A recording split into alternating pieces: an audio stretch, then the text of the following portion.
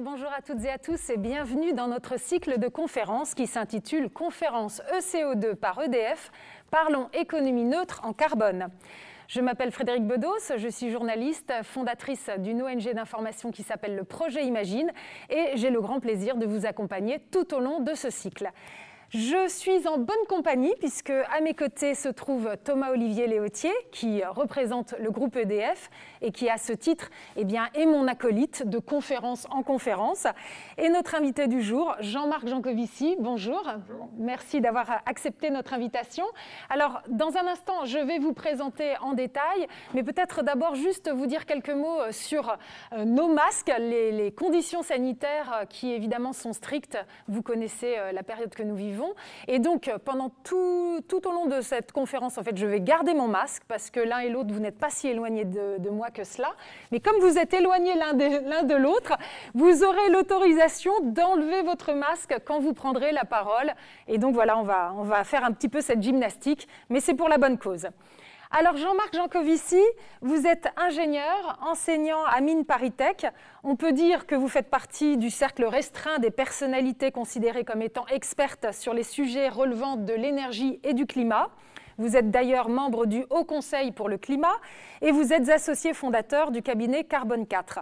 Mais c'est sans doute en tant que fondateur et président du think tank The Shift Project que l'on vous connaît le mieux.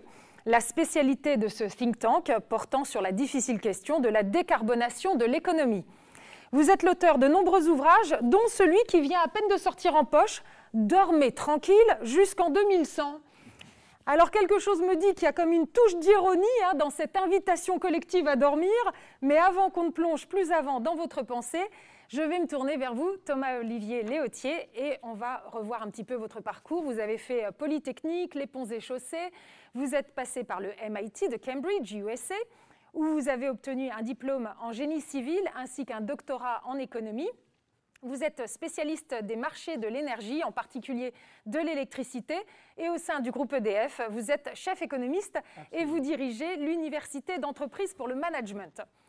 Alors, il est à noter, Thomas-Olivier, que vous avez collaboré avec pas moins de 2 prix Nobel d'économie, dont Jean Tirole, qui a été récipiendaire de ce prix prestigieux en 2014.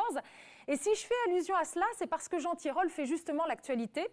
Le 23 juin dernier, en compagnie de son acolyte, l'ancien chef économiste du FMI, Olivier Blanchard, il a remis au président de la République un rapport, le bien nommé rapport Blanchard-Tirole, qui a mobilisé la matière grise d'une commission internationale d'économistes pour plancher sur les grands défis économiques de notre monde post-Covid. Et il apparaît clairement, dans les conclusions de ce rapport, que la question climatique se trouve au cœur des enjeux de demain. Comme si on avait besoin de s'en convaincre davantage, le lendemain même de la remise de ce rapport, soit le 24 juin, une tornade d'une puissance incroyable s'est abattue ici en Europe, en République tchèque pour être plus exact, dévastant plusieurs villages sur son passage. Un peu plus loin de nous, un autre phénomène spectaculaire, tout aussi inquiétant, un dôme de chaleur qui s'est abattu sur le Canada et le nord-ouest des États-Unis. La population suffoque avec un mercure qui atteint les 50 degrés. Alors, est-ce que c'est pour faire face finalement à ce contexte qui est particulièrement anxiogène que le groupe EDF a désiré mettre en place ce cycle de conférences? Est-ce que c'est bien cela? Absolument. Alors, j'ai déjà enlevé le masque puisque oui. j'ai le droit, puisque c'est à mon Autrement, vous allez suffoquer voilà, vous aussi. Non, alors absolument. Ces 2 événements que vous mentionnez sont très importants parce qu'ils illustrent bien la situation. Alors, le premier événement, c'est la crise climatique, en particulier au Canada, et la tornade qui s'est abattue en République tchèque, qui montre que la crise climatique, elle est réelle, aujourd'hui, elle est présente. Et donc, ce n'est pas une élucubration de chercheurs, ce n'est pas quelque chose qui arrivera dans 100 ans ou dans 200 ans, c'est quelque chose qui est réel. Et il y a une vraie urgence à prendre des mesures sur le climat. Après, il y a le rapport Blanchard-Tirole, qui a mobilisé effectivement de nombreux chercheurs, beaucoup d'Américains, des Européens. Et ce qui est intéressant dans le rapport Blanchard-Tirole, c'est, ils ont fait des recommandations d'économistes, donc eux, ils n'ont pas d'opinion sur le climat en soi, c'est plutôt sur quelles sont les mesures qu'on peut mettre en œuvre. Mais ce qui est intéressant, pour moi, ça a été la réception qui a eu lieu, c'est-à-dire qu'il y a des gens qui ont dit « ah, c'est super », et des gens qui ont dit « ça, c'est vraiment pas bien, c'est de l'économie désincarnée ». Et je me dis, si on est un citoyen et qu'on assiste à ces événements, on se dit, bon, on sent bien qu'il y a un problème, on voit qu'il y a des solutions, mais on voit qu'il y a un gros débat autour des solutions, qu'il y a beaucoup de tempêtes, de tumultes, d'émotions, et on est un peu désemparé. Et quand on a fait ce cycle de conférences, quand avec Alexandre Perra, on a dit on va faire un cycle de conférences, on s'est dit le but de l'opération, c'est de poser le débat et de dire, rappeler à tout le monde qu'il y a un problème, faire la pédagogie du problème et dire dans les solutions, il y a des points communs, il y a des objectifs qui sont partagés, puis il y a quelques différences sur les moyens, mais de faire la pédagogie des solutions et de l'expliquer d'une façon dépassionnée. Et c'est ça qu'on essaye de faire, de clarifier ce débat pour nos concitoyens, parce qu'encore une fois, il y a une vraie urgence. Et c'est pour ça qu'on est très heureux d'accueillir Jean-Marc, qui est un des pionniers en France de la réflexion sur le changement climatique. On n'en le dira jamais assez, c'est un des premiers à avoir alerté, puis qui a vulgarisé, qui a formé des générations d'ingénieurs, qui leur a expliqué l'urgence et l'importance. Et donc, on est très content de t'accueillir. Et je remets mon masque. J'ai fini. Bravo. Alors c'est vrai que je crois que vous vous connaissez bien l'un et l'autre. Je pense qu'il n'est pas faux de dire aussi que vous partagez certains points de vue, mais que vous avez aussi certains points de désaccord. Je pense que ça devrait rendre les échanges d'autant plus intéressants. Alors voici le programme. Nous sommes ensemble pour environ 1h, 1h15, sans doute 1h15 parce que ça va être passionnant. On va commencer par écouter religieusement notre invité qui va nous faire un exposé. Et puis, nous vous laisserons échanger l'un et l'autre pour pouvoir creuser véritablement les sujets. Et enfin, on se tournera vers le public afin de répondre à ces questions. À mon avis, elles ne vont pas manquer d'être nombreuses. Elles seront sans doute consistantes. Et j'en profite d'ailleurs pour saluer nos amis du groupe des Alumni for the Planet qui nous font le plaisir de se joindre à nous et qui vont en fait s'adonner à un exercice de réflexion collective. Donc tout ça est très chouette. Tout au long de la conférence, dès maintenant, vous pouvez donc nous envoyer vos questions via le chat. C'est très très simple, donc surtout n'hésitez pas.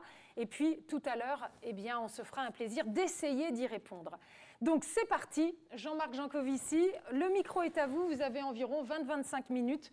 On vous écoute, enlevez le masque.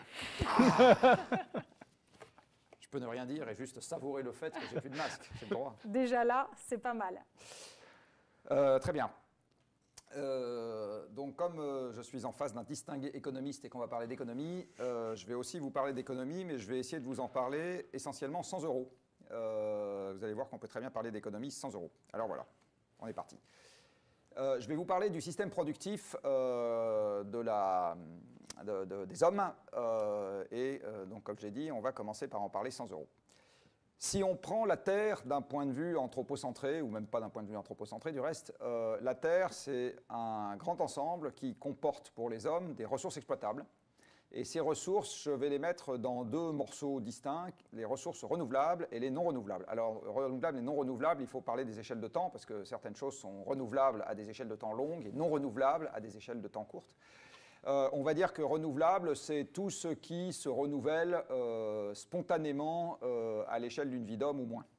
Et puis non renouvelable, c'est ce qui ne se renouvelle pas à l'échelle d'une vie d'homme ou qui met tellement longtemps que ce n'est pas la peine d'en parler. Donc voilà à quoi ressemble la Terre, carré avec les yeux dans les coins, comme aurait dit Coluche, au moment où les hommes apparaissent, c'est un ensemble de ressources. Alors arrive notre... pardon, quelque chose qu'il faut préciser. J'y reviendrai plus tard, c'est que ces ressources ne nous ont rien coûté. Donc la Terre s'est formée, on n'a pas payé pour ça, on n'a pas payé pour la formation du Soleil 10 milliards d'années après le Big Bang, on n'a pas payé pour la première génération d'étoiles qui, à partir de seuls protons, ont fait les 92 éléments du tableau de Mendeleïev, donc tous les éléments qu'on trouve sur Terre, ça c'était gratuit. On n'a pas payé pour l'apparition sur Terre de continents, d'une atmosphère, d'un océan, de 30 millions d'espèces vivantes, de sols cultivables, etc. Tout ça est gratuit, données gratuites. Et puis on arrive là-dedans, et puis nous, on va se mettre à avoir une activité productive. Alors c'est quoi une activité productive du point de vue des hommes, enfin de l'humanité? C'est je prends des ressources, soit je les consomme directement, soit je les transforme pour en faire autre chose que je trouve plus sympathique, parce que voilà, c'est plus facile de ne pas faire des taches de jaune d'œuf sur sa cravate avec une fourchette qu'avec du minerai de fer. Donc je trouve que c'est bien de transformer du minerai de fer en fourchette. Alors du point de vue des hommes, la production économique ou pas, du reste, elle se décrit en termes de flux d'une manière très simple. Je prends dans les stocks de ressources, je transforme et j'en fais autre chose qui a plus d'intérêt pour moi. Dans les stocks de ressources renouvelables, au début de notre espèce, nous sommes peu nombreux, notre prélèvement unitaire est faible, donc on ne change pas le niveau des stocks renouvelables. Le stock de poissons n'est pas modifié par l'activité des premiers pêcheurs sur Terre, ça ne change pas grand-chose. Par contre, dès lors qu'on tape dans les stocks de silex, les stocks de silex se mettent à baisser. Alors ils baissent de manière imperceptible au début, mais quand même ils baissent. Et puis, à un moment, on va découvrir, et je vais longuement revenir là-dessus, ce qu'on appelle aujourd'hui l'énergie. Et vous allez voir qu'en fait, l'énergie, c'est un amplificateur de la possibilité de prélever et de transformer. En fait, c'est ça l'énergie, c'est un amplificateur de cette possibilité. Donc, une humanité avec de l'énergie, toute chose égale par ailleurs, prélève et transforme beaucoup plus qu'une humanité sans énergie. Mais encore une fois, j'y reviendrai plus tard. Alors, tout ça est très bien. Et puis un jour, on découvre qu'il y a une partie de notre production qu'on peut mettre de côté pour augmenter la production future. C'est ce qu'on appelle le capital. Donc en gros, c'est de la production qui ne se détruit pas quand on s'en sert. Et donc ça permet d'augmenter, encore une fois, la production future. Alors on trouve ça très bien, on lit la Bible, on croit et on se multiplie. Et plus on est nombreux, plus on va prélever et transformer et avoir de choses transformées. Et moins on a évidemment de ressources naturelles vierges restantes. Et puis à un moment, on va devenir tellement nombreux et tellement productifs que non seulement on a baissé les ressources non renouvelables, les minerais, le pétrole, mais on se met également à baisser les stocks qui auparavant étaient renouvelables. Le stock de poissons a baissé, par exemple, le stock de forêt a baissé.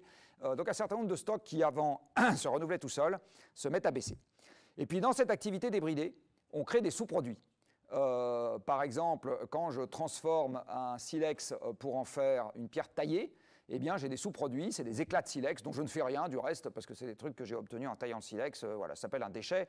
Alors, des éclats de silex, ce n'est pas un déchet que la nature trouve extrêmement gênant. Ça reste là par terre et on va dire que ça n'empêche personne de vivre. Mais quand on devient très nombreux et très transformeurs unitairement, eh bien, la quantité de choses indésirables associées à notre production devient extrêmement importante et elle va avoir pour effet de dégrader la qualité des actifs résiduels. Donc si j'ai énormément de tanneries, eh ben, je bazarde énormément de trucs dans les rivières et ça dégrade la qualité des rivières restantes. Voilà. Donc ça, c'est la représentation de l'activité physique de l'humanité. C'est ça, en fait, notre système économique. Je prends, je transforme et au passage de cette transformation, je crée des choses que je n'ai pas demandées mais qui sont là quand même, qu'on appelle la pollution et qui vont venir dégrader les actifs résiduels.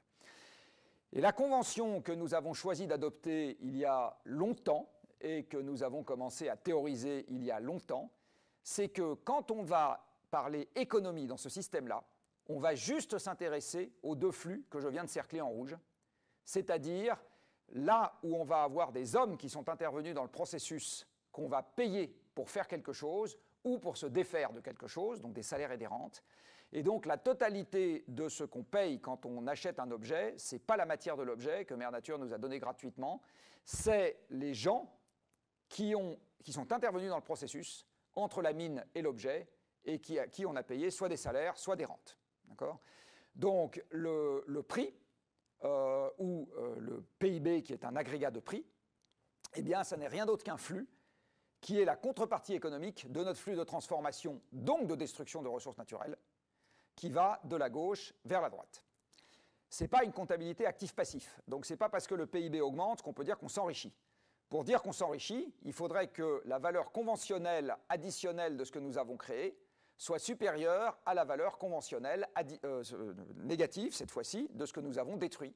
Et donc dans une vision actif-passif, le jour où la valeur marginale de la dernière voiture qu'on a construite est inférieure à la valeur marginale des derniers stocks de minerais de fer et de biodiversité qu'on a détruits pour construire cette voiture, on s'arrête de faire des voitures et on vit happily ever after, comme dans les contes, avec les voitures qui existent déjà.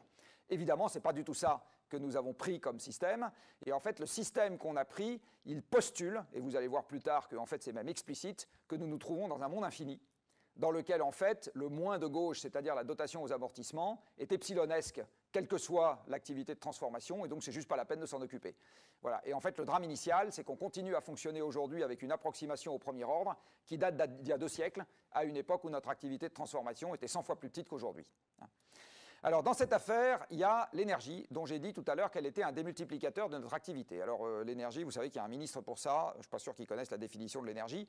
Du reste, je ne vais pas vous la donner aujourd'hui, mais je vais vous dire une chose, je vais vous résumer l'énergie à ce que c'est vraiment. L'énergie, c'est ça. L'énergie, en fait, c'est ce qui alimente l'exosquelette que nous nous sommes créés, Sauf qu'il n'a pas cette tête-là. Ce n'est pas celui-là qu'on enfile le matin quand on part au boulot. L'exosquelette que nous nous sommes créés, voilà la tête qu'il a vraiment. C'est le parc de machines que nous avons installé sur Terre et qui travaille à notre place. Car les vêtements que vous portez ont été fabriqués, transportés, cousus, taillés, stockés par des machines.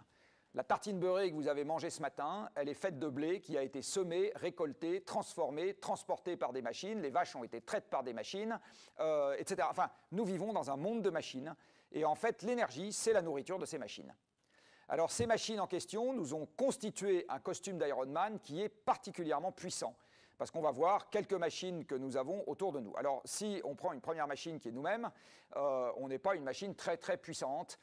Vous voyez que si je prends quelqu'un, par exemple, qui fait 4000 mètres de dénivelé dans la journée, pas mal 4000 mètres de dénivelé dans la journée, hein, c'est aller de Chamonix au sommet du Mont Blanc, ou pour ceux qui veulent rester à Paris, c'est faire 12 fois la Tour Eiffel dans la journée, avec les jambes, hein, pas avec l'ascenseur. Donc vous voyez qu'à la fin de la journée, quand même, on est content de manger sa soupe aux haricots. Eh bien, si vous faites ce genre d'effort, vous allez développer 1 kWh d'énergie mécanique dans la journée. Si vous faites ça sur 10 heures, vos jambes auront une puissance moyenne de 100 watts. Voilà, donc vous êtes puissant comme une grosse ampoule à partir du moment où vous faites ce genre d'exercice physique quand même assez intense. Alors maintenant, je prends un objet aussi anodin qu'un mixeur à soupe. Vous voyez, le truc qu'on met dans les poireaux, là, l'hiver, on fait bzit, ou l'été, du reste, on peut faire ça avec des soupes aux courgettes, c'est très bon. On met ça dans la casserole, ça fait bzit. Et bien, au moment où vous appuyez sur le bouton, vous avez instantanément 4 cyclistes qui sortent de la lampe. Là, vous avez une lampe à génie dans votre cuisine. 4 cyclistes qui sortent de la lampe et qui se mettent à pédaler pour vous, parce que la puissance du moteur de votre petit mixeur à soupe ridicule, c'est 400 watts, c'est-à-dire 4 fois des paires de jambes surentraînées qui sont capables de faire le Mont Blanc dans la journée. Si vous passez l'aspirateur, parce que vous avez mis de la soupe partout, eh bien, à ce moment, c'est 10 cyclistes qui apparaissent instantanément au moment où vous appuyez sur le bouton marche-arrêt. Voilà, ils sortent du néant, ils se mettent à pédaler pour vous, puis quand vous réappuyez sur le bouton marche-arrêt, ils retournent dans leur boîte, dans leur lampe, et ils disparaissent. Vous montez un ascenseur, comme il y en a juste à côté d'ici, à ce moment, c'est 50 cyclistes qui sortent du néant et qui se mettent à pédaler pour que l'ascenseur se mette en mouvement. Soyons un peu plus sérieux, le tracteur dont je parlais tout à l'heure qui vous a permis de manger votre tartine, lui, il est puissant comme 600 paires de jambes, ou comme 90 chevaux attelés, donc bien évidemment ça coûte un peu moins cher, c'est pour ça qu'on l'a fait. Prenons un engin de travaux publics, lui il est puissant comme des milliers de paires de bras, et c'est notamment grâce à ces engins qu'aujourd'hui, avec un salaire du bas de l'échelle, on peut quand même s'acheter un logement avec quelques années de salaire, voilà, truc qui était juste impensable avant l'apparition de ces machines. Un camion, toute la société dépend des camions. Aujourd'hui, sans camion, les villes meurent de faim. Eh bien, lui, il pédale comme des milliers de fois les jambes de son conducteur. Et enfin, si je prends un laminoir industriel, comme il y en a un à Dunkerque ou un à Fos-sur-Mer, eh bien, pour remplacer les 2 laminoirs que nous avons à Dunkerque et à Fos-sur-Mer par des gens qui taperaient sur la tôle pour développer une puissance équivalente, je devrais prendre la totalité des salariés du privé en France. La totalité des salariés du privé en France ont une puissance, c'est-à-dire 20 millions de personnes, sont juste capables de remplacer 2 laminoirs industriels qui, à l'heure où je vous parle, sont chacun pilotés par une personne. Une personne. Bon, il y a évidemment plus de monde dans le laminoir parce qu'il faut la maintenance, le machin, etc., mais une personne. Donc, les machines que nous avons mises sur Terre, en fait, ce sont elles qui travaillent pour nous, et l'énergie, c'est leur nourriture, c'est leur croquette pour machine, c'est pour ça que c'est si important dans le système productif que nous avons bâti, et elles ont permis, ces machines, de démultiplier la puissance musculaire de l'humanité par plusieurs centaines. Alors je vais vous le dire maintenant d'une façon très économique. Si nous n'avions pas les machines et donc l'énergie permettant d'alimenter ces machines sur Terre, le PIB mondial serait divisé par 100 à 200. Voilà, c'est ça que ça veut dire en termes très très clairs. Alors on peut voir la conséquence de ce que je viens de vous raconter sur ce graphique que je vous montre, qui est un graphique que j'avais commencé par faire par curiosité il y a une dizaine d'années, puis quand j'ai vu le résultat, je me suis dit, bah dis donc, c'est frappant. Et en fait, ce graphique, il vous donne année après année, en partant de 1965 en bas à gauche et en allant jusqu'à 2019 en haut à droite, pour chaque année, l'énergie sur l'axe horizontal, l'énergie mondiale utilisée, et le PIB mondial sur l'axe vertical. Ben, vous voyez que nous avons affaire à une droite. En fait, l'énergie, c'est le parc de machines en service. Donc plus on met de machines en service, plus il y a d'énergie et plus on produit. D'où certains économistes qui théorisent la fin du travail. Ouais, il y aura la fin du travail tant que les machines bossent pour nous. Le jour où il n'y a plus assez d'énergie, je vous assure qu'on va retrouver le travail. Et donc en fait, une société sobre en énergie, ce n'est pas une société dans laquelle c'est la fin du travail et la seule question est de savoir où on part en vacances. Une société sobre en énergie est une société dans laquelle on recommencera à transpirer. Voilà. Alors cette énergie, elle est essentiellement fossile. Vous avez ici la quantité d'énergie qu'on utilise sur Terre depuis un siècle et demi, enfin on, pas nous, les machines. Et vous voyez que les énergies, historiquement, se sont empilées les unes sur les autres, elles ne se sont pas du tout substituées. Donc au bois est venu s'ajouter le charbon, en noir en bas, puis est venu s'ajouter le pétrole, orange au-dessus, puis est venu s'ajouter le gaz, etc. Et les nouvelles énergies renouvelables, là, qui excitent tant les journalistes, les politiques et parfois EDF que vous avez tout en haut, là c'est le petit machin rose, vous voyez que ça ne change strictement rien aux ordres de grandeur pour le moment. Alors on pourra discuter tout à l'heure de savoir si un jour ça va complètement changer la donne. J'ai quelques doutes, je pourrais expliquer pourquoi. L'essentiel des énergies aujourd'hui utilisées sur Terre sont des énergies dites fossiles, tout simplement parce que c'est des fossiles, et ça fait 50 ans que c'est des énergies fossiles qui composent 80% du mix mondial. Du reste, ici, je vous propose un autre graphique que j'ai fait, dans lequel vous avez, de 1965 à 2019, je suis désolé, j'ai pas remis les dates, en abscisse la quantité d'énergie qu'on utilise et en ordonnée les émissions de CO2 dues à l'usage de l'énergie. Ben, vous voyez, on n'a rien décarboné du tout, c'est une droite absolument parfaite. Donc, nous n'avons rien décarboné en matière d'énergie depuis 50 ou 60 ans. Et ni la croissance du nucléaire dans le monde, ni la croissance de l'hydroélectricité, ni la croissance des renouvelables n'ont changé fondamentalement le fait que les énergies fossiles sont restées à 80%. Et alors, comme l'essentiel de l'énergie est fossile, vous avez ici le drame des négociations climat, qui est que plus il y a de CO2, plus il y a de PIB, plus il y a de PIB, plus il y a de CO2. En fait, c'est un rapport de cause à conséquence. Plus il y a de machines, plus il y a de PIB, mais comme les machines consomment de l'énergie fossile, plus il y a de machines, plus il y a de CO2. Donc aujourd'hui, on ne sait pas faire plus de PIB avec moins de CO2. Et ma conclusion, après avoir bien regardé la physique sous-jacente de l'économie, c'est qu'on ne saura jamais faire dans les bons ordres de grandeur pour garder la civilisation industrielle qu'on a aujourd'hui en allant à la neutralité carbone. Donc en gros, aller à la neutralité carbone, c'est accepter une récession structurelle. C'est clairement ça. Alors là-dedans, je vais revenir à l'économie. Vous avez ici le prédécesseur de M. Tirole, qui théorisait l'économie à une époque où le prix Nobel n'existait pas, qui, je le rappelle, n'est pas un prix Nobel, hein, c'est le prix de la Banque de Suède. C'est une OPA sur la fondation Nobel.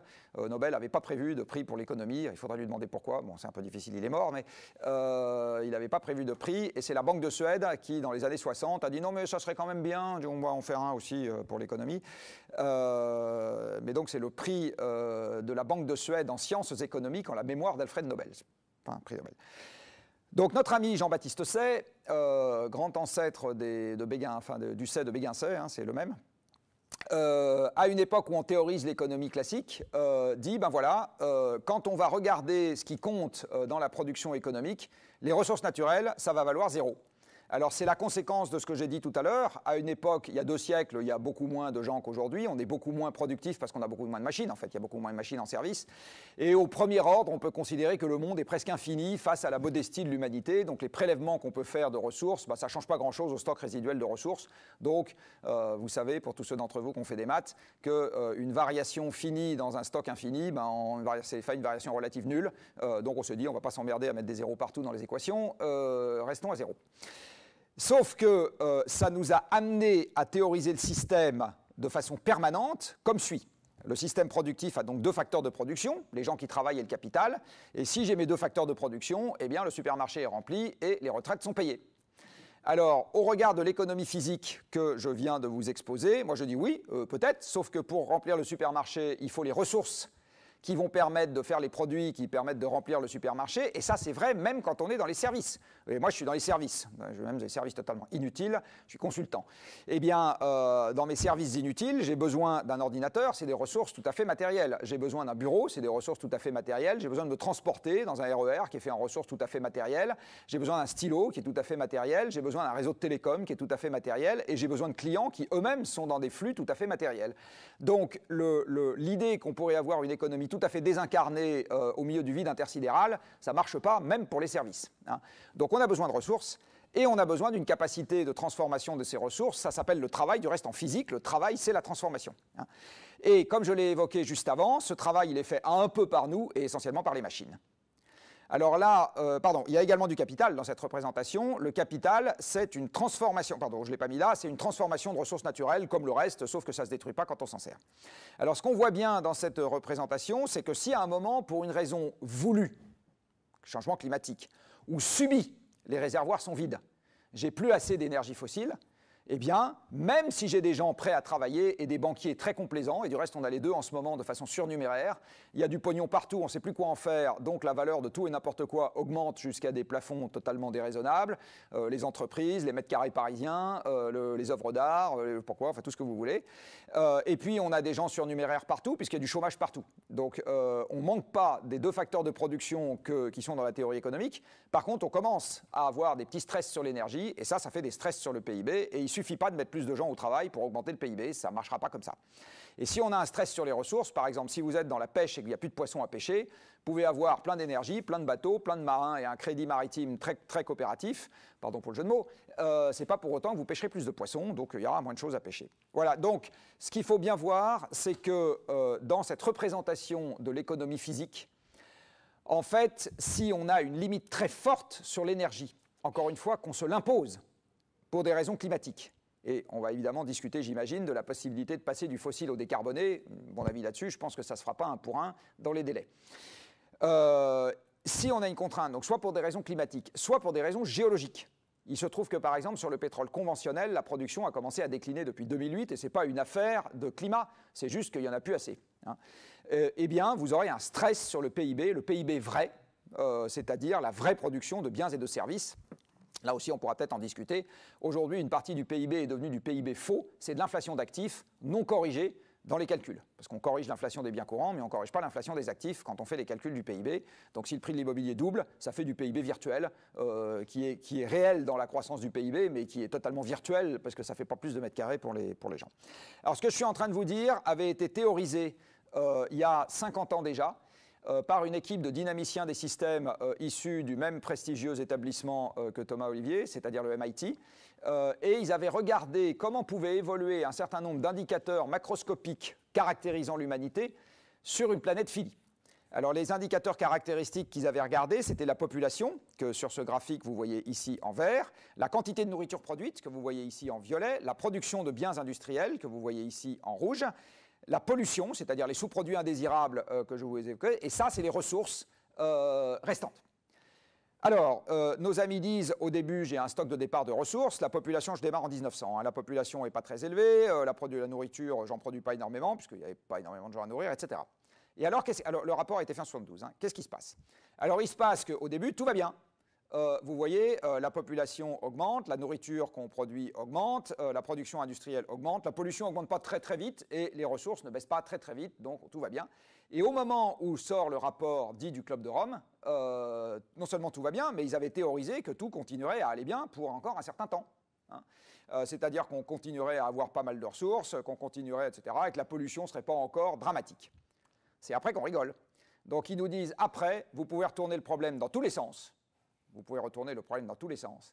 Tant qu'on cherche à faire croître la production économique, c'est-à-dire le prélèvement de ressources, pour la transformer en autre chose, quelque part dans le courant du XXIe siècle, le système s'effondre sur lui-même. Alors un effondrement, c'est quoi? C'est que vous êtes au-delà de la capacité de relaxation du système. Il ne peut plus revenir en arrière après que vous ayez franchi des seuils. C'est physique, ça aussi, c'est des trucs qui sont bien connus en physique. Et à ce moment, quoi que vous fassiez, de toute façon, la population diminue de façon drastique, la production industrielle diminue de façon drastique, la quantité de nourriture qu'on peut produire sur Terre diminue de façon drastique. Voilà. Alors, si vous avez plus de ressources, vous en consommerez plus, vous êtes plus tranquille sur les ressources, mais du coup, vous polluerez plus, donc c'est la pollution qui vous tue. Enfin bon, bref, ils avaient changé les conditions initiales dans tous les sens, et dans tous les cas de figure, ils étaient retombés sur la même conclusion. Dans le courant du XXIe siècle, le système s'effondre. Alors, au Shift Project, je vais finir la présentation par là, on va essayer pour les prochaines présidentielles de sortir un programme économique qui n'ait pas besoin de croissance. Alors, plus exactement, on dit on va sortir un programme économique qui est « je joue à l'accord de Paris pour de vrai ». Et l'accord de Paris, c'est on devient neutre en carbone en l'espace de quelques décennies. Alors si vous voulez voir ce que ça représente, ça veut dire en particulier que les émissions sont divisées par 3 d'ici à ce que mes enfants aient mon âge, donc dans les 30 ans qui viennent. Ça veut dire qu'elles doivent baisser de 5% par an tous les ans à partir de maintenant. 5%, c'est ce qu'elles ont fait en 2020 à cause du Covid. Donc tous les ans, il faut faire la même chose. Et ça veut dire en particulier, à cause du fait que c'est l'énergie fossile qui est la pièce maîtresse de la civilisation thermo-industrielle que nous avons créée, ça veut dire que nous sommes en récession structurelle. C'est ça que ça veut dire. Donc nous, on va dire, très bien, on va essayer de voir à quoi ça ressemble, de continuer à avoir des jobs, de l'espoir, et comment est-ce qu'on organise nos activités dans un monde où la sobriété devient le maître mot. Comment est-ce qu'on fait pour organiser ce truc-là et s'en sortir le moins mal possible? Donc c'est exactement ce travail que nous avons commencé à faire. Il sera probablement jamais parfait, mais c'est une base de discussion qu'on va essayer de poser sur la table à partir de septembre pour être capable d'engager un débat que nous espérons adulte sur le problème que je viens d'évoquer, sans se raconter d'histoire, et avec une approche qui est bouclée. C'est-à-dire qu'aujourd'hui, tous les gens qui vous racontent qu'on va s'en sortir, par exemple avec les renouvelables, en fait, ils font des trucs pas bouclés. C'est de la croissance verte, c'est-à-dire que le truc se marche sur les pieds avec les hypothèses de départ. Voilà. Je remets mon masque. Merci beaucoup, cher Jean-Marc Jancovici, pour ce brillant exposé. C'est vrai que l'originalité de votre vision, c'est vraiment cette approche avec un critère principal, celui de l'énergie, qui vous permet en fait de revisiter toute l'évolution civilisationnelle, hein, c'est vraiment ça. Et donc du coup, à bien des égards, c'est très intéressant parce que ça nourrit notre vision par rapport aux enjeux d'aujourd'hui, et en même temps, ça fait froid dans le dos à plein de niveaux, parce que comme vous le dites, voilà, on a beau prendre les choses dans tous les sens, on se dit, bon, voilà, il y a une espèce d'effondrement. D'ailleurs, on se demande si finalement vous faites partie de ceux qui se disent collapsologues, mais on va voir, vous allez nous dire, parce que je pense qu'il y en a un à ma droite qui doit brûler d'impatience de réagir d'enlever le masque, déjà. et d'enlever le masque. C'est Thomas-Olivier Léautier. Qu'est-ce que vous pensez de ce diagnostic de Jean-Marc Jancovici? D'abord, je trouve que l'exposé sur l'histoire de l'économie est vraiment très bien fait. Et je trouve que c'est quelque chose de très clair, de très pédagogique. Et je suis d'accord sur tout, sauf sur la partie décroissance future. C'est-à-dire qu'effectivement, l'énergie a été un entrant majeur dans la croissance économique depuis le début du 19e siècle. Effectivement, l'énergie est essentiellement carbonée. Ça a été d'abord du charbon, puis maintenant c'est du pétrole et du gaz. En revanche, quand nous regardons le futur, quand nous prenons en compte l'urgence climatique et l'impératif de décarboner notre économie, quand on fait les calculs, alors les calculs, ce n'est pas moi qui les fais, c'est l'ensemble des chercheurs de la R&D d'EDF, c'est des tas d'organisations, c'est la Banque mondiale, c'est l'Agence internationale de l'énergie. Et là, je ne parle que de la partie physique, c'est-à-dire les exajoules. Quand on fait les calculs, on se rend compte qu'on peut, il faut s'y faire, il faut s'y coller, mais qu'on peut décarboner notre système énergétique. Alors, ce qu'il faut faire, c'est... Tout le monde tombe à peu près sur les mêmes choses. Et puis, quand on lisait ce que prépare le Shift Project, on retombe à peu près sur les mêmes choses. Donc, il faut faire de l'efficacité énergétique. Il faut décarboner le transport, donc des véhicules électriques. Il faut décarboner le chauffage, donc des pompes à chaleur plutôt que des chauffages au fioul.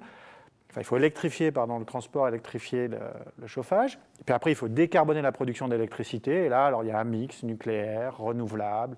Dans le renouvelable, il y a plusieurs sources possibles. Puis une fois qu'on a fait tout ça, il en reste un peu. Et après, on fait de l'hydrogène, on fait du carbone, on le capture et le stockage, CCUS. Puis quand on met tout ça bout à bout, juste en regardant les exajoules, on arrive à produire suffisamment d'énergie pour éviter l'effondrement, c'est-à-dire pour maintenir le bien-être à un niveau à peu près acceptable. Et c'est cette conviction qui nous anime, nous, EDF, puisqu'on est quand même des ingénieurs, on opère des actifs énergétiques, on opère des actifs industriels, donc on se dit, oui, quand on regarde, nous, on se dit, on est capable de les construire, on est capable de les opérer. Il faut changer complètement. Mais d'un point de vue technologique, nous, on y croit. D'ailleurs, c'est ce qu'on reflète dans notre raison d'être, qui est de dire concilier la préservation de la planète, le développement et le bien-être à travers l'énergie décarbonée. Donc ça, c'est le premier point. Après, quand on regarde les coûts de cette affaire, alors les coûts, effectivement, je suis d'accord avec toi, c'est toujours un peu plus compliqué parce qu'il y a des hypothèses. On tombe sur 2,5-4% du PIB, donc c'est quelque chose qu'on peut faire. Donc ça, jusque-là, on est assez confiant. Là où on est moins confiant, et je pense qu'on se rejoint là-dessus, c'est sur la capacité collective à se mettre en mouvement dans le temps qui nous est imparti. C'est-à-dire quand on regarde depuis la COP21, qui a été un grand moment, les émissions ont continué à augmenter. Et elles n'ont pas vraiment diminué, non, elles ont continué à augmenter depuis la COP21. On entend beaucoup de déclarations, on entend beaucoup de promesses, mais on ne voit pas beaucoup d'actions.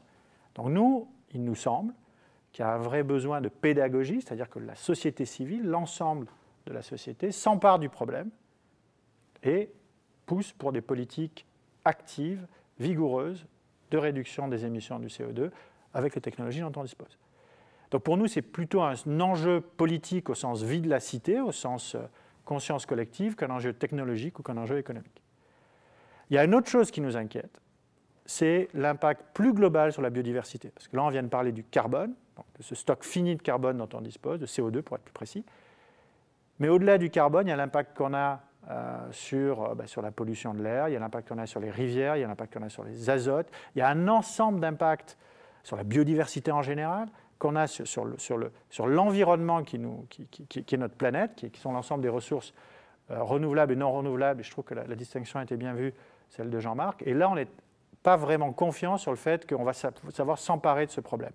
Mais sur la partie énergie, on est confiant qu'on a la technologie, que c'est accessible économiquement. Et l'enjeu tel qu'on le voit, nous, c'est la prise de conscience politique, d'où ce cycle de conférences pour échanger, pour partager, pour discuter de ces sujets-là. Alors Jean-Marc, vous qui effectivement travaillez maintenant avec le Shift Project et avec cette communauté des shifters, vous travaillez donc ce plan de transformation de l'économie française en faveur du climat et de la résilience. Ça veut dire que vous essayez effectivement d'apporter des solutions. Est-ce que vous commencez à rejoindre cette vision sur le fait que c'est possible de décarboner l'énergie, de trouver... Alors, en réaction, si aujourd'hui on avait la même quantité d'énergie totalement décarbonée, il y a plein de problèmes dont on ne serait toujours pas débarrassé pour autant. On continue à empiéter sur les espaces naturels, on continue à manger, on est 8 milliards d'individus mangeant trop de viande, donc on déforeste. 40% des émissions de gaz à effet de serre, ça ne vient pas de l'énergie, ça vient de l'agriculture, de la déforestation et d'autres procédés.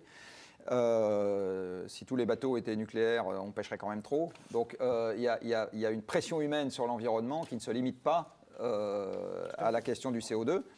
Par contre, elle est au premier ordre ramenable à la quantité d'énergie qu'on utilise, cette pression humaine. Donc le fait que l'énergie se décarbone en restant identique en volume, ça ne règle pas tous nos problèmes.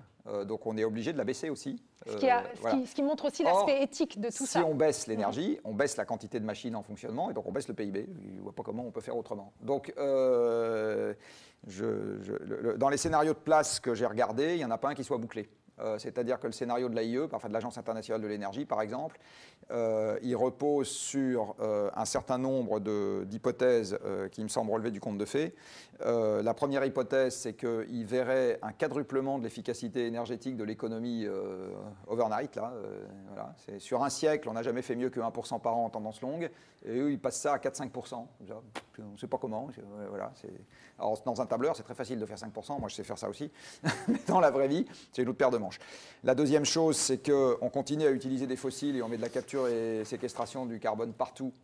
Alors, pour donner un ordre de grandeur, même si on est un peu technique, aujourd'hui, la masse conjuguée de pétrole et de gaz qu'on extrait de terre tous les ans, c'est 7 milliards de tonnes. 4 milliards de tonnes de pétrole, 3 milliards de tonnes de gaz. Dans le scénario de l'Agence internationale de l'énergie qui nous permet de tenir sous les 2 degrés, pour conserver la croissance, on conserve plein d'énergie, dont des fossiles, mais on capture, et la quantité de CO2 qu'on capturerait pour remettre sous le sol dans 30 ans, pas loin quand même, hein, ça serait 9 milliards de tonnes par an. C'est-à-dire qu'on ferait plus que doubler la taille du secteur oil and gas, juste pour remettre sous terre un produit qui aujourd'hui n'a strictement aucune valeur commerciale. Pas une seconde, un truc comme ça ne va arriver. Bon. La quantité de métal qu'il faudrait produire pour faire les voitures électriques et les éoliennes et les panneaux solaires qu'il y a dans le scénario en question suppose de multiplier la production de nickel par 20 en 20 ans.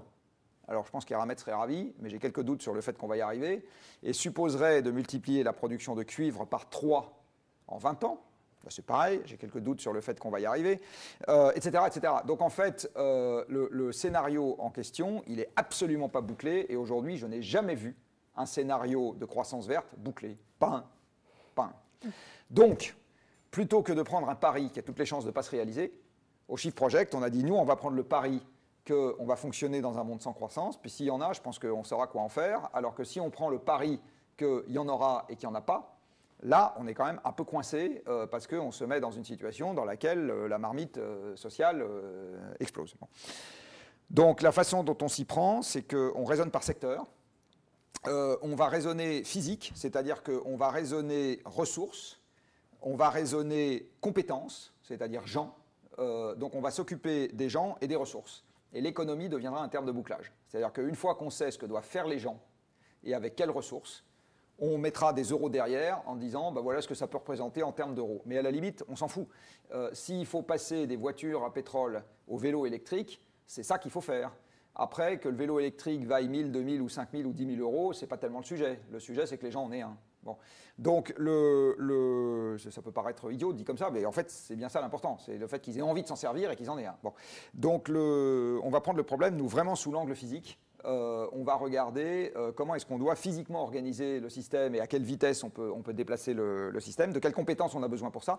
Je vais prendre un autre exemple. Dans la rénovation du bâtiment, si on veut faire 1 million de rénovations par an, il faut faire rentrer 200 à 300 000 personnes dans l'artisanat du bâtiment. On les a aujourd'hui? Non. On ne les a pas, et on ne les forme pas du reste, parce qu'on continue à dire à nos chères têtes blondes à l'école que s'ils sont bons, ils iront à la fac, et que s'ils sont nuls, ils feront maçon. Bon. Donc, il y a plein de trucs à changer. Il n'y a pas juste le fait de trouver le bon prix du carbone. Et donc, pour rebondir sur le rapport Tirole tout à l'heure, je fais partie des gens qui pensent que ce truc est totalement désincarné, parce que c'est fait par des gens en chambre qui ne se sont jamais posé la question de savoir comment on formait un maçon. Alors que le vrai problème, il est là. Enfin, il est là. Il est dans ce genre de problème pratique. Donc, la façon dont on fonctionne, c'est donc 15 secteurs. Dans chaque secteur, on va chercher des gens du secteur avec lesquels on travaille. Il se trouve qu'à côté du Shift Project, il y a une association qui s'appelle les Shifters, dans laquelle il y a maintenant 10 000 personnes. Et donc, il y a des gens compétents techniquement sur à peu près n'importe quoi. Donc, il suffit de leur demander, il suffit de faire un appel au peuple en disant qui a envie de nous aider pour avancer sur tel sujet. Et on va chercher donc des gens du secteur, donc ils connaissent très bien les éléments techniques sous-jacents, pour nous aider à faire quelque chose qu'on peut mettre sur la table sans rougir. Donc ça ne veut pas dire que ça sera nécessairement complet, mais ça veut dire qu'on peut le mettre sur la table sans rougir et qu'on pense qu'on est capable d'en discuter. Et on va le présenter à un public aussi large que possible, dont par exemple des syndicats, dont par exemple des gens à droite et à gauche, j'ai envie de dire pris dans la rue, à qui on demandera ce qu'ils en pensent. Voilà, on est en train d'organiser aussi un grand système de mise en débat pour essayer d'avoir un nombre important d'avis externes, que les gens nous disent ça votre truc c'est complètement con, ou au contraire oui je comprends bien la philosophie. Et enfin, je vais finir par un élément issu d'un sondage très récent que j'ai vu, qui m'a beaucoup frappé. On a demandé à la population française s'ils avaient à choisir entre les deux affirmations suivantes, laquelle ils préféraient. La première, c'est « il faut préserver l'environnement, même si ça doit nuire à la croissance et détruire des emplois ». Ou bien « il faut préserver à toute force la croissance, même si ça ne permet pas de s'occuper correctement de l'environnement ». Eh bien, une majorité de la population, y compris dans les milieux modestes, préfère la première affirmation. Alors je trouve ça très intéressant et très encourageant. Ça veut dire que je pense qu'aujourd'hui, une large partie de la population est mûre pour penser le système sous l'angle physique en disant les euros, c'est un terme de bouclage, on verra derrière comment on les organise. Voilà. Et très étonnamment, plus les gens sont vieux, plus ils sont favorables à la croissance, ce qui est quand même un truc très étonnant puisque c'est eux qui vont en profiter le moins longtemps. Mais bon, c'est un autre sujet.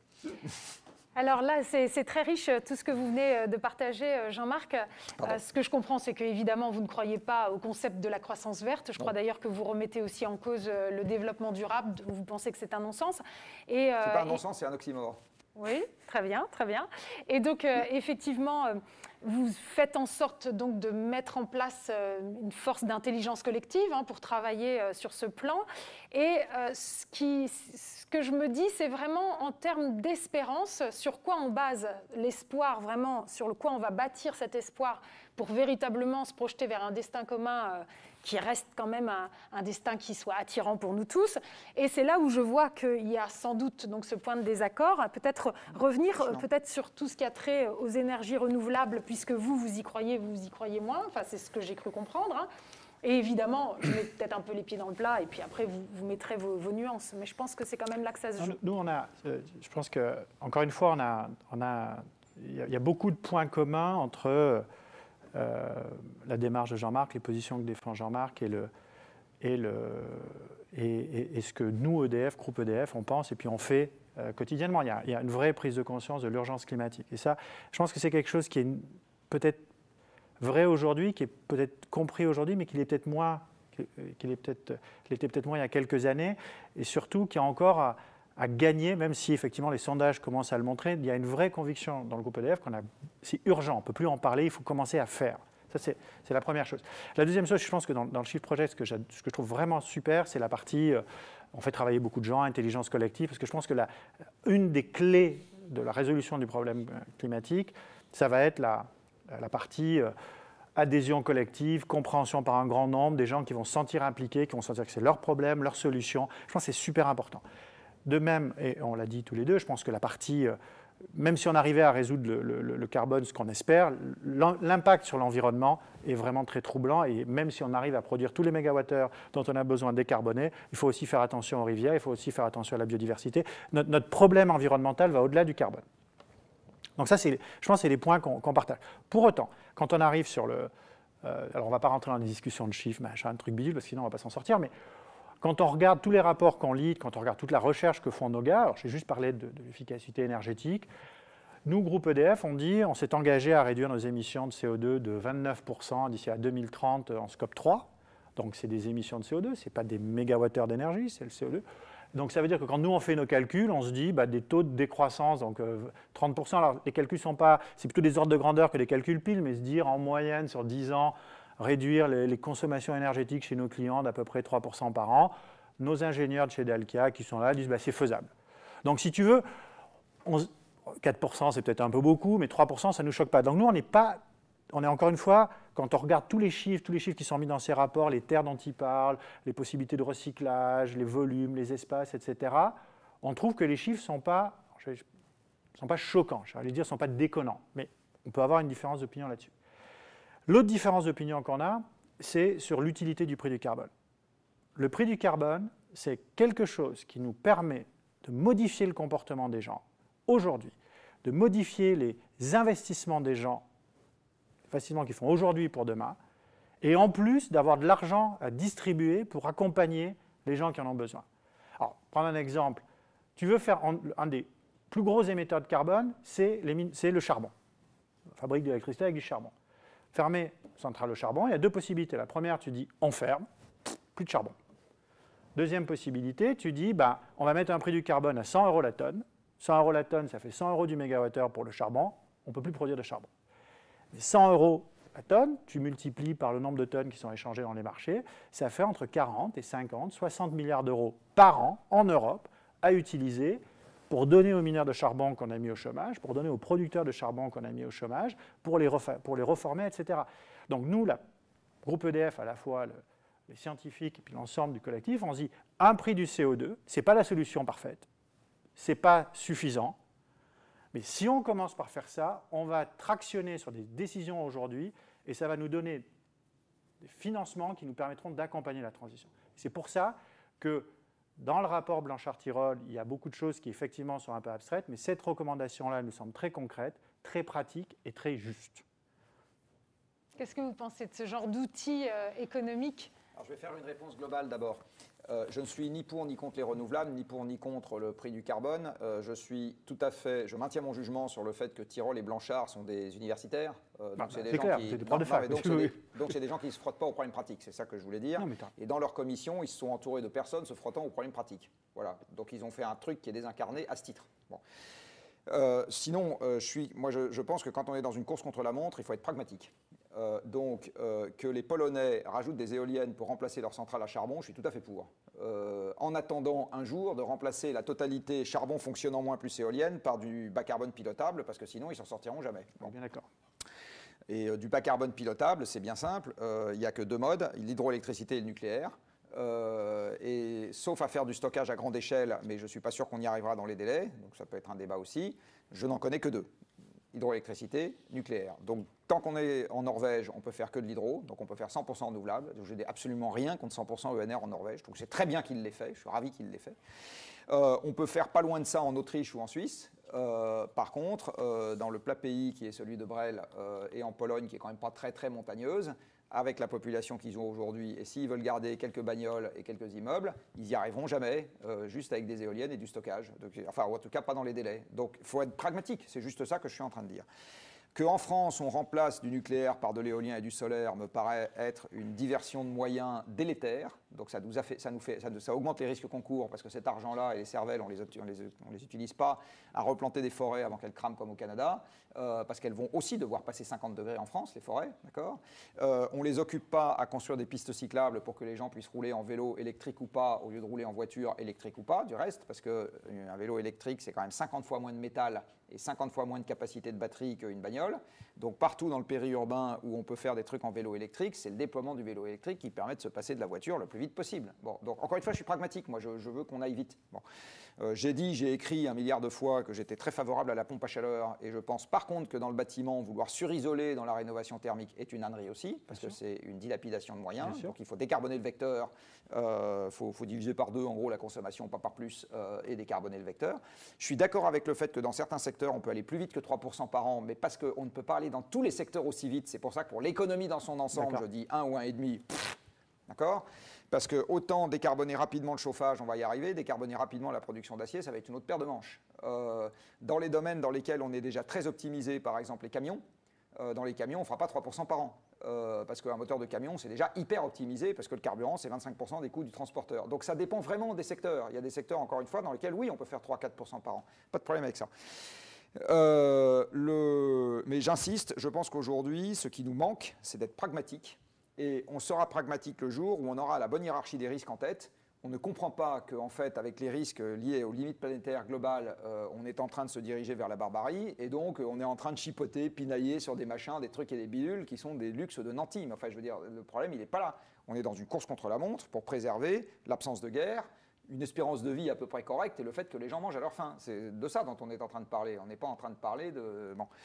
Alors, et ce qui nous manque, là où je suis tout à fait d'accord avec Thomas Olivier, c'est la pédagogie du problème, la capacité à le faire comprendre. On ne peut malheureusement pas compter sur la classe politique qui, en démocratie, est essentiellement démagogique pour faire la pédagogie du problème. Et on peut difficilement compter sur les acteurs qui n'ont pas intérêt à ce qu'on change les règles du jeu pour le faire. Donc, il ne reste pas énormément de gens. Et enfin, pour finir cet inventaire désagréable, on ne peut pas non plus compter sur les journalistes parce qu'ils ne sont pas là pour faire l'éducation des masses, ils sont là pour vous parler de matchs de foot. Donc, bah, ils ne sont pas là pour ça. Donc, ils le font pas. Quand est-ce qu'ils le font? Ils ne le font pas. Regardons la manière dont on parle du changement climatique. Quand même, là, je sais, je suis délibérément désagréable. C'est bien pour ça que j'ai une ONG d'information. Non, mais je suis délibérément désagréable. Mais pendant longtemps, j'ai monté avec un copain journaliste une école d'hiver à Combloux pour essayer de former des rédacteurs en chef à ces questions-là. Pas vu une différence majeure dans le traitement de l'information, y compris avec les gens qui sont passés chez nous. Donc, on va dire qu'il y en a 5% qui ont un peu bougé. Mais, donc, le système est très inertiel. Et puis, ils dépendent de leurs recettes publicitaires. Quand ils n'en dépendent pas, ils dépendent de leur audience. Et du coup, de l'ego des journalistes qui ont besoin de l'audience. Enfin bon, bref. Donc, le système est très rigide. Et en fait, le vrai danger, je le vois là. C'est-à-dire que là où je rejoins tout à fait Thomas Olivier, c'est que le vrai danger, c'est la grande difficulté qu'on a à faire passer une pédagogie du problème à sa juste place dans la hiérarchie des risques qu'on court, les vraies et les fausses capacités d'action qu'on a et le fait d'avoir une attitude essentiellement pragmatique. Alors pour finir sur la taxe, je pense que la taxe, elle marche bien dans les pays d'essence très libéraux, typiquement la Grande-Bretagne.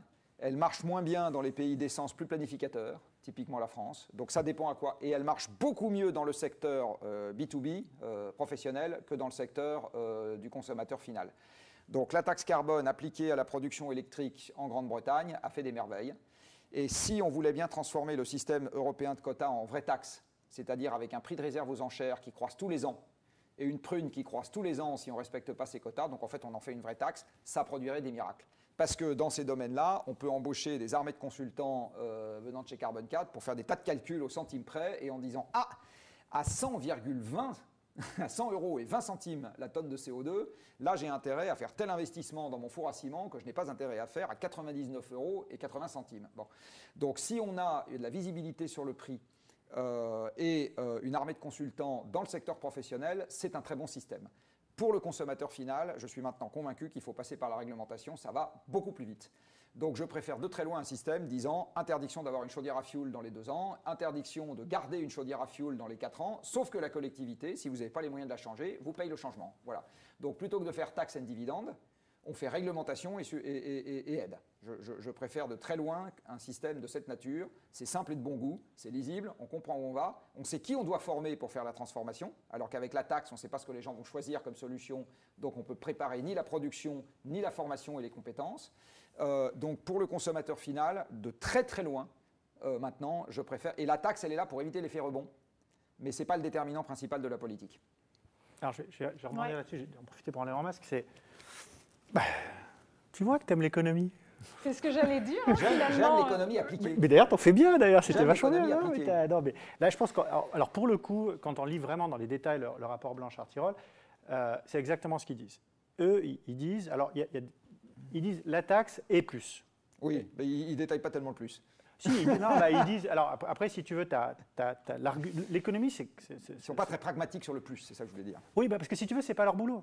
Le boulot dans l'économie, c'est de dire la solution la plus efficiente, c'est-à-dire qui nous permet parce que l'arbitrage dont tu viens de parler, c'est efficient. C'est-à-dire c'est ça qui nous amène à faire les bons choix au bon moment, donc à réduire le coût de la transition pour la société. Et donc l'argument des économistes, c'est de dire on va mettre la taxe parce que ça va envoyer les bonnes incitations. Et je ne pense pas que ce soit un problème de libéralisme ou de diriger. Je pense que c'est juste un problème de bon sens, d'efficacité. Et après, tu as raison, pour des secteurs sur lesquels on pense que la taxe va être trop lente à agir ou ne va pas le faire tout de suite, tu as raison. Puis ça va créer de l'incertitude dans ce qui va se passer. On peut très bien mettre des normes. Et là, pour le coup, et encore une fois, je pense que les gens sont à leur place. Blanchard-Tirol, ce n'est pas des chauffagistes, donc ils ne savent pas sur quel point mettre l'accent. Mais en revanche, ils disent, c'est sûr qu'avec la taxe, on ne va pas tout faire. Je pense qu'il y a 2 points qui sont importants et je voudrais revenir là-dessus. Un, c'est la redistribution. Quand tu dis on va donner de l'argent aux gens quand on leur économise, quand on leur fait changer de chaudière, j'ai envie de te dire, d'accord, il y a du quantitative easing, donc il y a des tombereaux d'argent public, d'argent de la banque qui se déversent, mais enfin, on sent bien que les dettes sont importantes. Donc, l'intérêt de la taxe, il ne faut pas sous-estimer le pouvoir redistributif de mettre une taxe et d'utiliser cet argent pour financer la transition. Le deuxième aspect qui me semble important avec une taxe carbone, c'est qu'elle nous permet d'impacter nos voisins. C'est-à-dire qu'à partir du moment où on dit on va faire une taxe carbone aux frontières, les Chinois qui voient ça se disent si je veux continuer à exporter en Europe, je suis obligé de créer une taxe chez moi. Et donc pour le coup, tu peux non seulement impacter ton environnement, mais tu peux impacter le reste. Et le troisième point qui me semble important, et puis qui rejoint beaucoup des discussions qu'on voit dans le rapport Blanchard-Tirol, il parle beaucoup de gouvernance.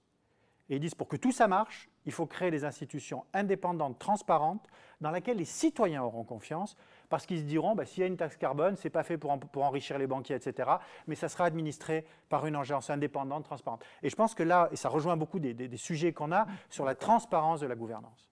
Et ce qui, nous, en tant moi, en tant que scientifique, et puis les cadres d'EDF, les employés d'EDF, ce qui nous affole, c'est qu'il n'y a pas de transparence dans la gouvernance sur le problème du changement climatique, et que c'est pas assez bien expliqué, puis qu'il n'y a pas d'institution qui soit vraiment transparente sur laquelle on puisse s'appuyer. Et c'est là-dessus que je voudrais répondre. Oui, je pense qu'effectivement, on a vraiment besoin de cette acceptabilité sociale, et pour cela, il faut la pédagogie, il faut les bons instruments, il faut les bonnes politiques publiques. Je vous propose qu'on passe aux questions du public, justement, parce que les questions tombent, et elles sont passionnantes, et ça va vous permettre sans doute, encore une fois, de creuser.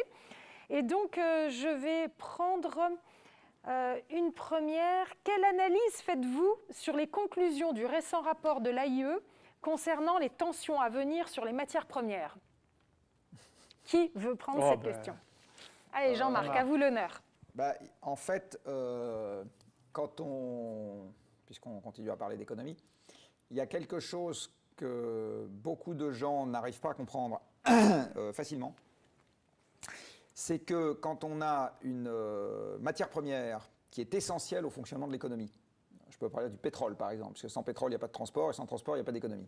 Je peux parler de l'acier aussi. Aujourd'hui il y a de l'acier absolument partout, sans acier on fait à peu près rien. Eh bien, si cette matière devient plus rare, le prix de cette matière ne peut pas augmenter indéfiniment, parce qu'en fait si cette matière devient plus rare, l'économie elle-même se porte moins bien. Donc en fait, on a un sujet sur le PIB. Si une matière essentielle à l'économie fait défaut à cause de... Enfin, c'est ce que j'avais essayé d'expliquer tout à l'heure, c'est une ressource essentielle. Bon. Et donc on peut assez facilement théoriser que quand une matière essentielle commence à se raréfier, en fait, son prix n'est ni durablement élevé, ni durablement bas, mais durablement volatile. Et donc c'est juste ça que l'AIE est en train de rappeler pour moi. Donc après un pétrole bas, il y aura un pétrole haut, puis après un pétrole haut, il y aura de nouveau un pétrole bas, puis etc. Voilà, c'est aussi bête que ça. Alors, pourquoi est-ce que les matières premières peuvent faire un peu plus défaut? Parce qu'il y a en fait une oscillation. D'abord, il y a pour certaines matières, pas toutes, mais il y a des possibilités d'en extraire qui se raréfient. Je vais donner un exemple. Quand on a commencé à extraire du cuivre de la mine de Rio Tinto en Espagne, je crois que la teneur en métal du minerai était aux alentours de 20%. Bon. Aujourd'hui, la teneur en métal des mines exploitées en moyenne dans le monde, c'est 0,4%. Bon. Donc ça veut dire qu'il faut plus d'énergie pour extraire du cuivre du minerai. Donc ça veut dire que par construction, c'est plus cher. Ou en tout cas, ça demande plus de ressources. Et si ces ressources valent plus cher, c'est plus cher, etc. C'est le même système quand on va exploiter le gaz de schiste, absolument. etc. Et en fait, je vais aller un peu plus loin, plus généralement dans le raisonnement. En fait, ce qui va marquer économiquement la raréfaction d'une ressource, c'est pas que son prix monte ou que son prix baisse, c'est que la quantité d'investissement qu'il faut mettre sur la table pour en extraire une unité additionnelle augmente. Et en fait, c'est Meadows qui m'avait dit ça, la seule fois de ma vie où je l'ai rencontré. Donc, il m'avait fait cette remarque, et effectivement. Donc, en fait... C'est bien vu, ouais. Pardon ? C'est bien vu, ouais, c'est ça. Donc, le vrai marqueur de la raréfaction progressive d'une ressource, c'est pas que son prix monte ou descende, c'est ce qui va se passer quand on met un coup dans un sens, un coup dans l'autre. C'est que, en fait, le CAPEX, enfin le capital qu'il faut mettre sur la table en termes de ressources physiques, et donc de coûts le plus souvent, qu'il faut mettre sur la table pour extraire un baril additionnel, une tonne de cuivre, etc., augmente sans cesse. Voilà. Et dans un certain nombre de domaines, on est déjà en train de constater cette évolution. Et donc, ça veut juste dire que ça préfigure un moment où des ressources essentielles pour l'économie vont devenir moins faciles à extraire, et donc leur prix va osciller. Voilà. Donc après, les prix bas, les prix remontent. Vous voulez ajouter quelque chose, Thomas-Olivier ? C'est toujours un peu la même chose, c'est de dire oui, c'est vrai, mais alors là, pour le coup, c'est l'ingénieur qui répond. À partir du moment où on voit qu'il y a des ressources qui deviennent structurellement plus rares, en général, on essaye de les recycler. Moi, j'ai travaillé un moment dans l'aluminium, et c'était assez marrant parce que les canettes d'aluminium, le pourcentage de canettes recyclées est proportionnel au prix de l'aluminium sur les marchés.